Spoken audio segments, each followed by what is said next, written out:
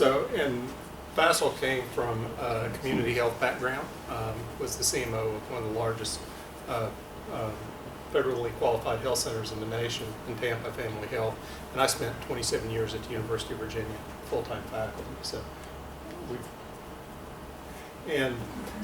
the Chen family, I don't know if everybody knows the story. So James and Mary Chen immigrated to the United States. They actually went through a period of time while they were here where they were homeless for about a year. They were actually on food stamps, and they had to really depend on some of the social safety nets that we have in this country. Then later, he was in practice, had two sons that both had gone to medical school, or I guess Gordon at the time was in medical school. He found a lump, and he thought it was terminal cancer, which was shook them a lot. And then he really found out how complicated the health system was, even for a family of physicians. So that was really where the idea came from for ChenMed, to provide this high-touch primary care and really support our patients going forward. And this is just a picture of their entire family now.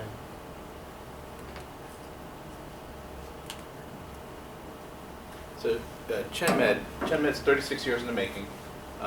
Was started in 1985 by Dr. James Chen and Mary Chen. And they're very spiritually driven. They're believers in social justice. They believe that everyone should have access to primary care regardless of their ability to pay. So it started 36 years ago.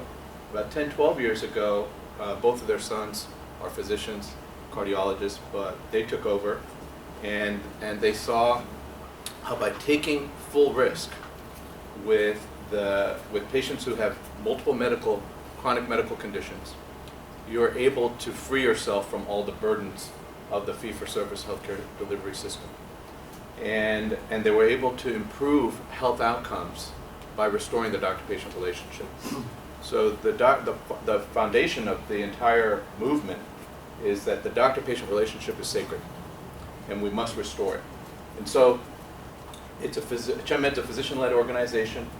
We are growing all across the country. We're going to get into showing where we are all over. But the focus is with the underserved neighborhoods and underserved communities. So after residency, I did my residency at the medical center in Columbus, Georgia. And after residency, I went to Tampa because I found out that Tampa had some of the worst maternal mortality rates in the country. They didn't have access to just basic medical, so just someone to put their hands on the belly. And so the CEO there had these ideas about growing and having increasing the number of unfunded patients and all. So I moved to Tampa, focusing. I specifically wanted to be a doctor for people who had no health insurance, or little to no health insurance. So ultimately, at the peak of my time at Tampa Family Health Centers, I learned about these brothers in Miami growing this operation in the same neighborhoods as the FQHCs are. And at the time, we had the largest FQHC in Florida. We had over 100,000 patients, treating almost anywhere between 30 to 40,000 were unfunded. So I learned about this full risk model, like you're taking on all risk and you're focusing on the underserved in the FQHC neighborhood. Most people aren't interested in going. I mean, typically you only see FQHCs, public health department, and here's this very innovative model where basically doctors take on full risk. And doctors partner with insurance companies that will only give them full risk, and they go into the underserved neighborhoods doing incredible things, treating everyone the same. They didn't have to worry about their monthly premiums. We provide transportation. We provide a bunch of services. So I was intrigued, and I joined ChenMed as a full risk primary care doctor. Learned that life of being a full risk doctor, and then eventually I became the national director of primary care. And now I spend most of my time educating family doctors, primary care residents, and independent physician associations with making the transition from fee-for-service to the full risk model. So this is just an overview of where we are. We have over 80 centers now in 12 states. We take the global full risk for Medicare Advantage. So meaning we take the risk on the whole dollar of care, not the 7% primary care, not the 20% professional fees, not the 80% of Part A, but we also take the risk on Part D, the pharmacy as well. And we focus on lower income seniors with multiple medical conditions. So our average patients are over 72 years old and have 5 or more chronic medical conditions. And their average income is just what the baseline of Social Security is. It's $1,200 or less a month. And this is just showing just an overview of our model. So it's PCP-led care teams. So you have the PCP and their medical assistant in the middle. CAP panels at 450 patients. Our model is monthly visits. It was thought that it was always going to be in person forever and ever, and then a little bit over a year ago that changed in the course of a week to where we were doing virtual visits, and now it's about 70% in person and 30% virtual visits. Then we added the weekly staff calls. We call them love calls. So we have the staff calling every patient every week if they're not being seen. So we offer transportation. Anybody that lives in a 10-mile radius of one of our centers. We have transitional care teams. We have case managers that go to the hospitals if one of our patients is admitted, and they keep us up to date on that. We offer physician dispensing of maintenance medications and antibiotics. We don't dispense any controlled substances. We do have cardiologists as part of our model. We have behavioral medicine and social work as part of our model. And then we have the administrative staff that's working with us on that. And then the outcomes we get, these are non-risk adjusted numbers, and I know Scott, it looks like Scott's going to talk about risk adjustment later, and risk adjustment is very important for what we do. Non-risk adjusted, we have about 30% fewer hospitalizations, a third fewer ER visits, and about a third lower cost. It's interesting. The ER visit leads to the hospitalization, which leads to the cost. And so, and we have about 40% increase in preventive medication use, and we still get top decile patient satisfaction and HEDIS measures. Okay, so this is where we started in 2010, 4 centers in South Florida. And just going to click through this.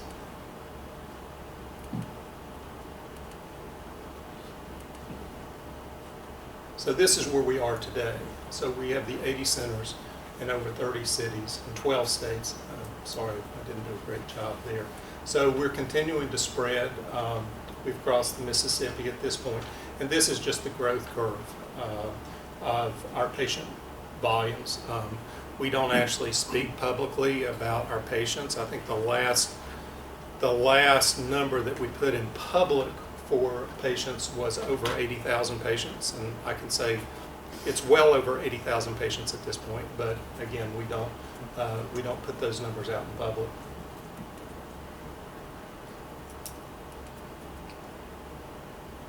Take this yeah, sure. So 2020, we were all very surprised to somebody a picture of a text message that, hey, did you know ChenMed made the Fortune Change the World list?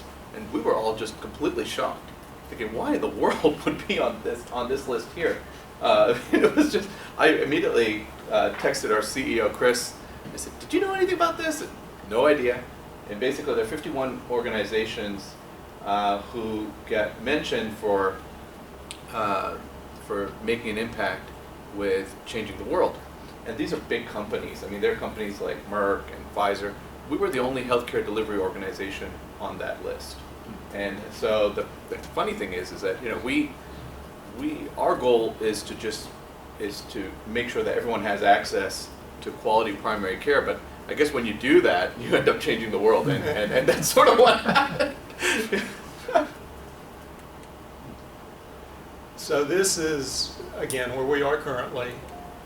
And these are the ones that we have been cleared to talk about for next year, the little pink dots. There are a lot more on the list for next year, but they wanted us to not talk about those. So that I know there are at least 3 more states that we're looking at going into in 2022 that we haven't been cleared to talk about yet.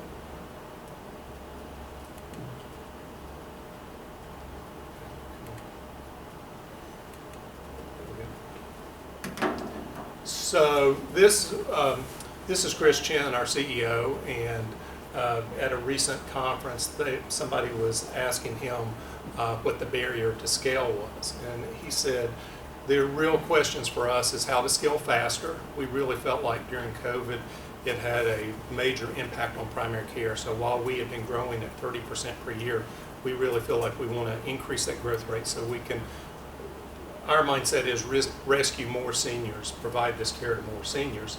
And then it's how to keep from making things complex, to keep the simple things going and spread that rather than, because there's always a tendency to want to tweak everything. And so how do we keep growing and keep simplifying rather than complicating things? And I think that was the last slide. We wanted to leave time for questions, so. Yeah. I'm a family physician, formerly teaching, now on the board of Highmark and AHN. So Here in Pennsylvania? Here, in town. So I'm coming from this from a systems perspective. I imagine, depending on which market you're in, very different dynamics in negotiating who you negotiate with and how you negotiate with it. I have a question as far as, are you able to negotiate directly with CMS, or do you have to do it through a health plan when you do the Medicare Advantage, for instance? Well, CMS is working on the direct contracting, and I know we were looking at it, and apparently they opened the window and closed it fairly quickly this year. Within a week. Yeah, so we didn't do that. Honestly, our concern about dealing directly with CMS is how quickly we can get the data.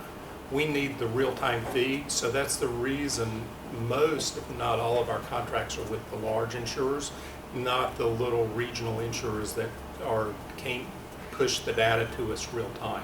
So, because we need to know what's happening with our patients real time. Can you talk about which insurers are early adopters? I guess that would probably be. Are you allowed to talk about that, or if you can't, that's interesting. I mean, at this point now, we are 22, 24 insurance companies that we've partnered with across the country.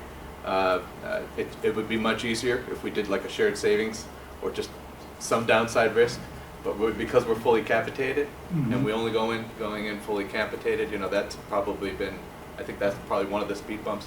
But now, I mean, 4 years ago we were in 5 states. So this year we got into Texas and Michigan. So I'm feeling like it's faster. Next year we're going into 3 more states. So it's happening faster, maybe 4. But yeah, so the type of data we need it very quickly. Like it's almost instant. Like the patient, what he was talking about, like a patient swipes their insurance card in the emergency room. So we know that, pre-COVID, half of medical care was delivered in the emergency room setting.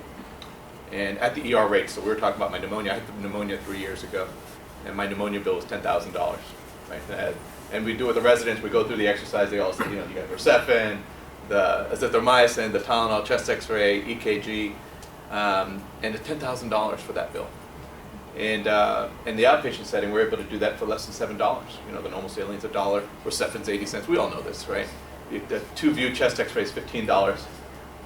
But we need to know when the patient swipes their insurance card, there's a notification system, and it comes in the form of an email, and then it comes up on my phone. Okay, patient's in the emergency room at this emergency room. And we need that type of, even before the emergency room doctor sees the patient, we call the patient, hey, what's going on? Why are you over there? And then speak with the emergency room doctor, and they're always shocked when and we do that, we Uber patients from the emergency rooms, hemodynamically disabled patients from the emergency rooms to our clinics. And they're always shocked when we call. Because you can imagine, we're dealing with the underserved, so many times they're dealing, I would say like probably 20% of our patients are under the age of 65. A lot of social issues, and they're shocked whenever a doctor calls, like, oh my God, the doctor is calling, and we Uber the patients from the ERs to the clinics. So we need that type of real-time data, and we're able to get that through the private insurance companies, right now through Medicare Advantage. So we're only in the Medicare Advantage space. Sure, I see.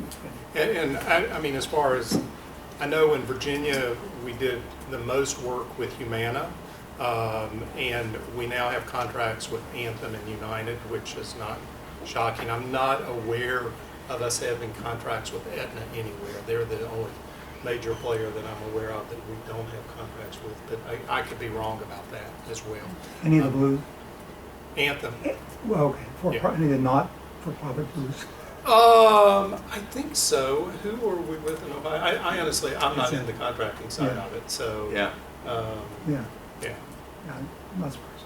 Hi, I'm Mitch Kaminsky. I'm a board member. I'm a family physician, and I work at Jefferson College of Pop Health. And I've led ACOs in the past. And so I think I'm sorry. No, no. So Dr. Dave. So I think Your condolences. I think the model, the clinical model, really speaks to I think everybody who's in FMEC. You know, the idea of not seeing a patient every 15 minutes. But there's a lot of concern. Obviously, there's a lot of money to be made by managing these patients. So we've got private equity firms that are funding this kind of growth Sure. as well. And so I guess my question, and I don't think there's an easy answer, is how do you balance having a for-profit private company, which I think ChenMed Yes. is as well? What is, you have to have a medical loss ratio by law. You have to spend at least, I think it's 80% of all of your revenues on patient care. That leaves 20%. You have to fund this growth around the country that you're doing. And you have to capture HCC codes, which is, the bane of our existence in fee-for-service systems. And yet it's part of this system as well. So how do you balance this wonderful clinical model with the financial imperatives that you have as a private for-profit organization? Okay, if I can get started and then Go ahead. Yeah. One of the wonderful things about ChenMed and scaling is that we're self-funded. We're not dependent on venture capital money, so that gives us a lot of freedom. And when you're scaling, and we're going out into these, communities. Every community says the same thing. Oh, you don't understand. This is a big, small town. Just a big, small town. The hospital is in charge, and we know. Like, so he had that over $3.8 trillion we're spending on healthcare. We know we've crossed now the $1 trillion mark with waste. I remember I first read the waste was in 2008 when the country had crossed the $700 billion mark with waste. But I used to think that the waste was driven by, over referrals to specialists or over prescribing of brand name drugs when a generic drug is equivalent was available. But it wasn't that. It was the unnecessary hospitalizations, which was fueled by the unnecessary emergency room visits. And so when you have a model, and the documentation style, everything you do in the full risk model, is similar to what it was 40 years ago. So you can see, the focus is more, it reminds me of before we made the switch in residency. I was in the residency class that made the switch from paper charts to the electronic record system. You have the chart, you've got the face sheet, and you've got 3 notes on one piece of paper. It was very simple. You could quickly just know what's going on with the patient. I had no idea who the patient was. I'd go to the door and I'd just quickly see the face sheet, and I would go in and know. Right now, we don't have that in the fee-for-service world. So a little known fact with ChenMed, one of the companies is an IT company. So we have all our data is in-house. All the software we use is generated in-house. The balance when going out into the world, the HCCs, yes, definitely, the HCC codes helps with going into these communities, especially with a lot of the social issues. We deal a lot with the home insecurity, food insecurity. There's a center, I was just in St. Louis 2 weeks ago. We have a center there where more than 90% of the patients rely on us for transportation services. Over 90%. I couldn't imagine in Tampa having a clinic with that high of a number. We have, on average, it's somewhere close to like 2/3, like 60+% of the patients rely. You're dealing with seniors, 72, 74 years old. A lot of them struggle with transportation. It's a huge barrier. So as we're growing and scaling out, HCC is a big, it helps, but that's not everything. The main driver of the waste is unnecessary hospitalizations. Yeah, so a couple of things. One is I spend a lot of time interviewing. We've hired, the last number I saw, we hired 182 doctors this year so far. We're interviewing 3 for everyone we hire, and I probably interview, I don't know, a quarter of the people that get interviewed. So You're a professional interviewer. I am a professional interviewer. I interview a lot of people. And we actually I've interviewed a number of people coming from those other companies. And as the venture capital gets involved, what's happening is they feel like it's being focused on trying to do the efficiency in the practice rather than building the relationships. You know, the simple answer is there's not a CPT code for a relationship. There's not a CPT code for keeping the patient out of the hospital. Yet that's where the money comes from. So it is very, to me, it was reassuring to know that it's a family-owned business, and the calculus I had to do before making the jump from the large academic center to ChenMed was, did I think that the Chens were going to cash out, which obviously they could cash out for a lot of money. I don't know what that number would be, but it would be a lot of money. But I'm convinced that they view this as a just cause. They view this as their mission in life, and they're going to continue to run this. And so working for a family-owned business seemed to be a good place to be for that. So I hope we answered your question there. The issue is, I think you need to have physicians in charge. If there's money to be made by managing risk, you need to have physicians in charge deciding how to spend that money. And so that's Scott. Yeah, so first of all, I'd say I think it's an absolute joke that non-for-profits are any different than the for-profits, and I think the hospital systems actually do a much poorer job of actually doing the things that we need for people to live long, healthy lives. They are stuck in the rut of more money at the top line and more CPD goods and more procedures. So and having been a part of a private company that did what you're doing, we only had 25,000 lives, but I was in charge of them.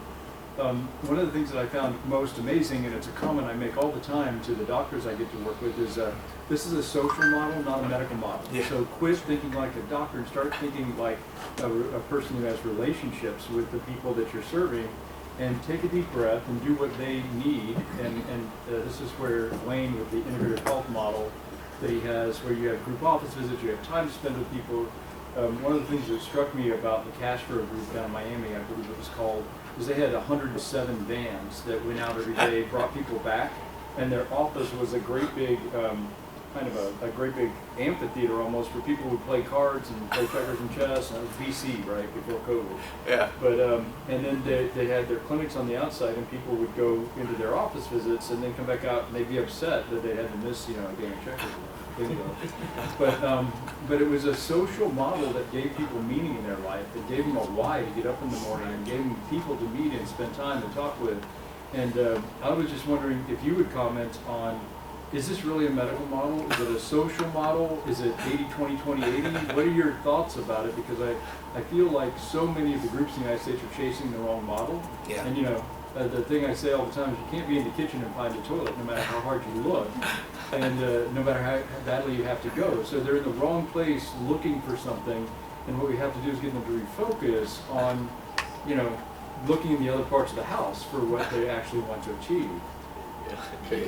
Yeah, well, and what I would say, I got to train with Lewis Barnett, who again I think was one of the founders of family medicine as a specialty, and he had a saying that compassion without competence is dangerous. I think we've got to have competent doctors. Yeah. But you're absolutely right. Compassion is. He would also say patients want to know how much you care before they care how much you know. So it's both and. We do tell our doctors, if it's complicated, you're not thinking about something correctly. But that doesn't mean to quit thinking. That means to be thinking about what's the next one thing each patient needs to work on. Not hand them 5 things to do and come back in 6 months. We want to give them one thing to work on for the next month, and then come back in a month and see where they are.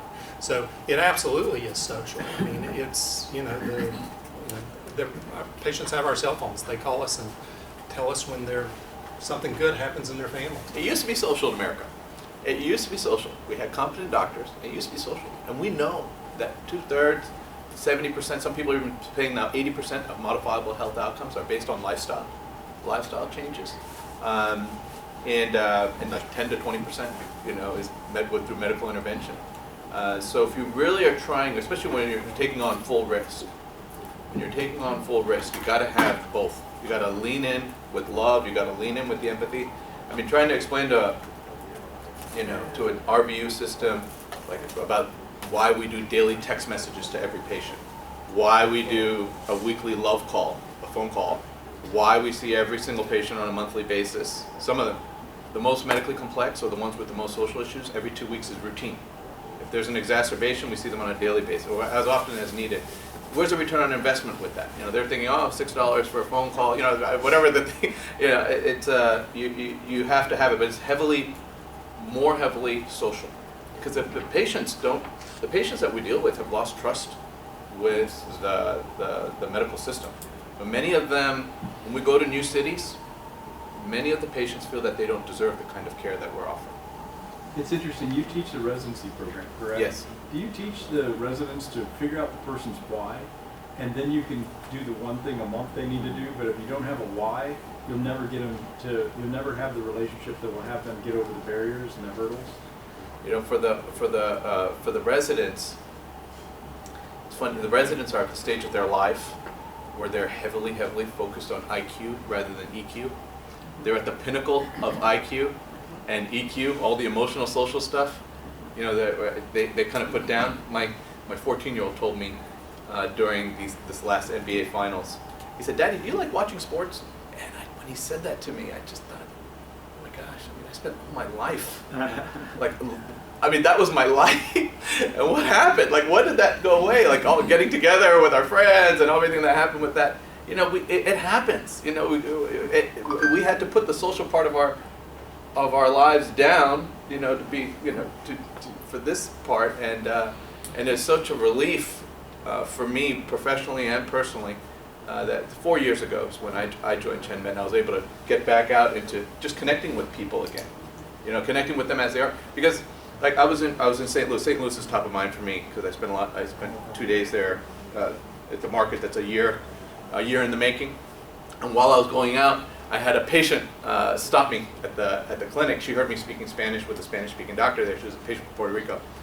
And she said, you know, this was the first time that I had a doctor, she's diabetic, who got weaned off of her medication. And she said it was the first time, the doctors always told me, no sugar, no sweet, no rice, no bread, no pasta, no potato. She said, I didn't know what to eat. And they just kept prescribing medicines and doing tests. And this doctor took the time to be able to say, okay, you know, the rice is making your sugar go up. There's something called riced cauliflower, and you can get it for $1.50. Which grocery store do you shop at? None of us ever ask patients what grocery store. If you go over here, it's $1.50. You can get this riced cauliflower. She was like, cauliflower? She said, you know, it tastes similar to rice, but it's a sacrifice you have to make, and actually your blood sugars start to drop. And it made this, you know, so once you start getting into when you restore that doctor-patient relationship, and I'll share one last thing really quick about the virtual with seniors. Thank God for grandchildren. Because then we got into that same club. Because the seniors weren't FaceTiming their children, but they would FaceTime their grandchildren. So then, you know, most of them live in small homes, and you're able to see their walkways, fall risk, had them open the fridge, and it was very intimate. I kind of felt like that, you know, having like a doctor bag, but it was in a virtual way, getting into their homes and their lives. So yeah, so I know we ran over. I think we're over time. Yeah, so, sorry. It's great to be here. We'll be here all day.